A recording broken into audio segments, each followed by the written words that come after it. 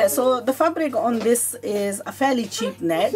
They could have gone a little bit more with the gathers if they used perhaps another extra yard of fabric and pushed the price up of these garments.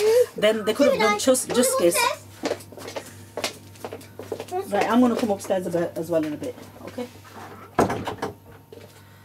By adding a yard of extra fabric to this, these pieces, they could have done justice to this garment and, you know, put the price up, maybe up a little bit, just up to the price. But because they've tried to cut down the price to as much as, you know, as lowest as possible, they've had to minimize in the materials. And, you know, the workmanship is still there. They've still had to put the effort in connecting the pieces. So just by skimping on a yard of fabric, they've gone and ruined the whole of the fabric.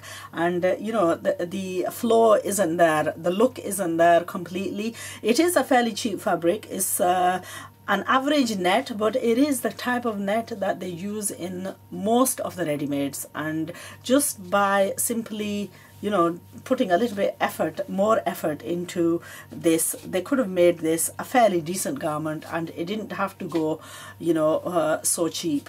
Anyway, as they are, they have got flaws, and you know, they can be fixed. And I say that put your own magic into it, because if you went around and if you bought fabric for a £5, you would not be able to get this much fabric, and all the pieces are cut, and all you have to do is reassemble them back. It means extra effort, obviously, but then anything requires effort. And it does come with a dupatta, and sometimes, I mean, they've gone and slightly mismatched the sets as well. It's a perfect matching with the net, but then the brasso part is a slightly different color, and the dupatta part is also a different color too. I'll be coming in a bit.